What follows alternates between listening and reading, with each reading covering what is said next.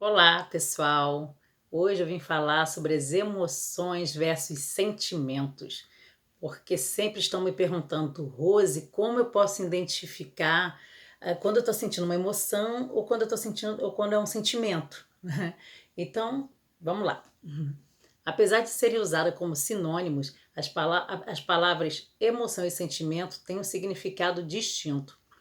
Para entender, é muito importante ter o conhecimento de que uma emoção cria um sentimento. Por sua vez, este pode criar novas emoções e outros sentimentos. Basicamente, as emoções e os sentimentos estão estritamente relacionados.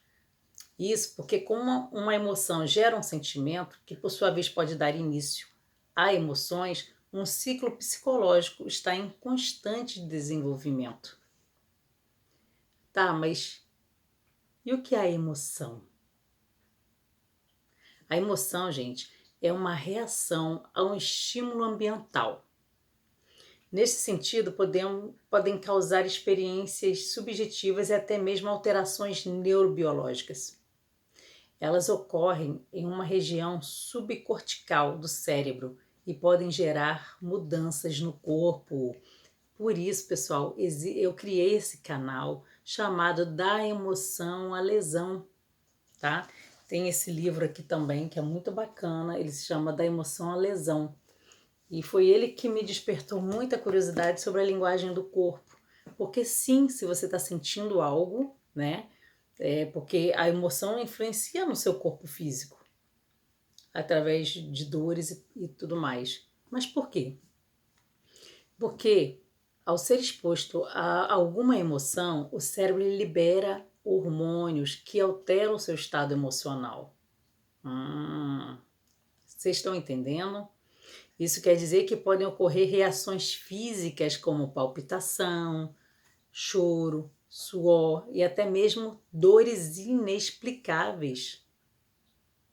Por isso, o canal sempre está focado muito na dor que você sente, no comportamento que você pode mudar para gerar novos sentimentos, novas emoções.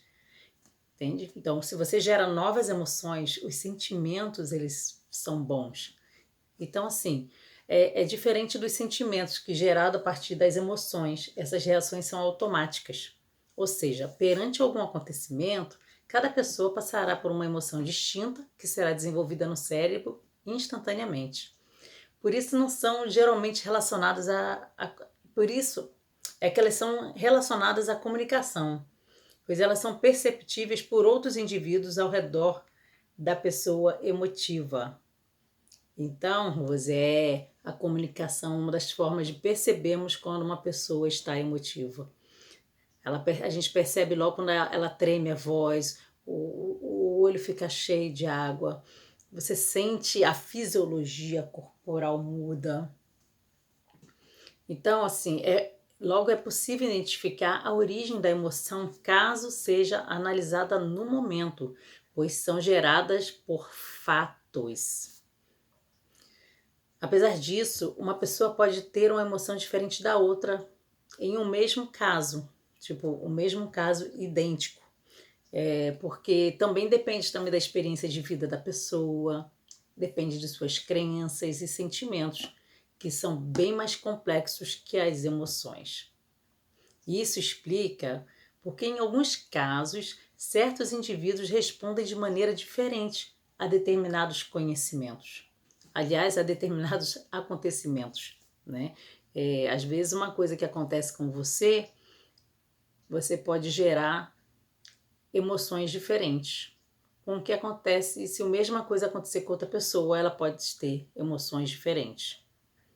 Mas quais são os tipos de emoções, né? Que todo mundo pergunta, o que é emoção? O que é sentimento? As emoções, elas podem ser primárias, secundárias, de fundo. Nesse sentido, pode-se dizer que as primárias são aquelas mais perceptíveis por aqueles ao redor, como o pânico ou a alegria. Já as emoções secundárias nem sempre são visíveis, pois podem ser emoções de nervosismo, vergonha ou culpa. As emoções de fundo são aquelas não perceptíveis, que proporcionam uma forma de bem-estar ou mal-estar, como calma ou angústia. Por exemplo, exemplos de situações emotivas. As emoções causam reações físicas, certo? Joia.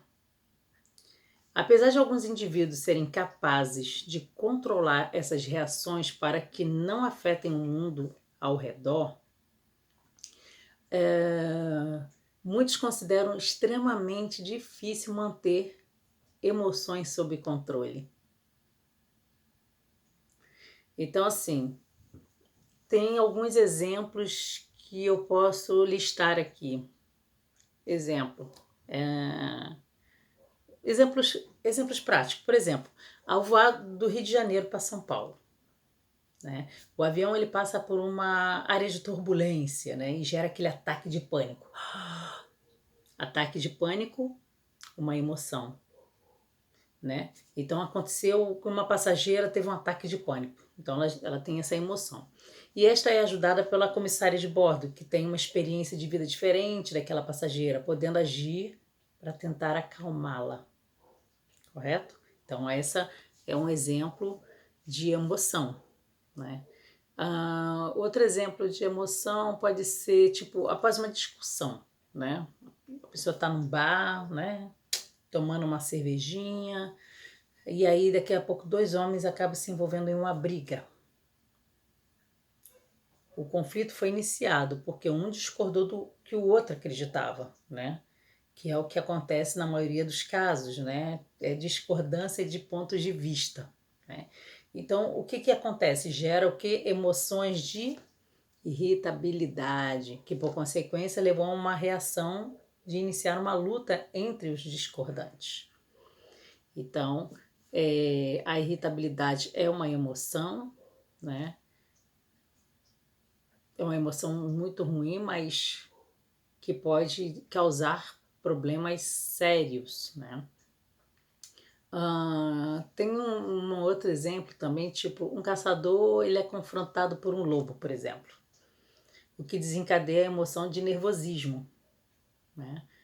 No entanto, por estar acostumado com esse tipo de situação, ele consegue manter as reações sob controle e pensar rápido na melhor estratégia para não sofrer um ataque por parte do animal, né? Vai isso acontecer comigo, contigo, o que pode acontecer? Você vai entrar num pânico, vai paralisar e ele vai te comer. Você não vai nem conseguir pensar, né? Então, é uma emoção que ele tem controle, né? Mas o que é sentimento? Agora você já sabe o que é emoção, né? Mas o que é sentimento? Então vamos lá. O sentimento é o resultado de uma experiência emocional. Nesse sentido, as reações geradas pelas emoções de forma consciente serão os gatilhos para a criação de sentimentos. Geralmente são sensações que acontecem no fundo da mente e podem ser facilmente escondidas do mundo ao redor. Entender a relação entre as emoções e o sentimento é crucial para o autoconhecimento. Isso porque um sentimento é algo profundo e que pode ser disfarçado pelo indivíduo. Por isso, é de extrema importância ter alguém de confiança com que a pessoa pode dividir seus sentimentos. Mas, gente, tem que ser de confiança. Porque se você se abre para uma pessoa errada, ali pode criar sérios problemas para você. Tipo, o que você fala pode se tornar contra você. Então, assim, diferente das emoções, os sentimentos podem não ser passageiros. E em alguns casos podem durar a vida toda. Tem casos de sentimentos negativos como a tristeza profunda, que pode causar doença como a depressão. Apesar de serem menos intensos que as emoções, os sentimentos duram muito mais tempo, o que pode ser bom, como o sentimento de amor, por exemplo, mas o que pode ser ruim, como o sentimento de ódio. Além disso, a causa do sentimento não é facilmente identificada, o que pode gerar angústia e sofrimento para quem lida com sentimentos negativos. Por ser de âmbito extremamente íntimo, o sofrimento pode passar despercebido por todos. Você entende?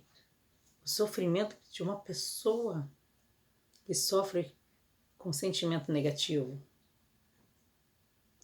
Mas assim, de modo geral, os sentimentos são vistos como uma disposição mental perante algo ou alguém.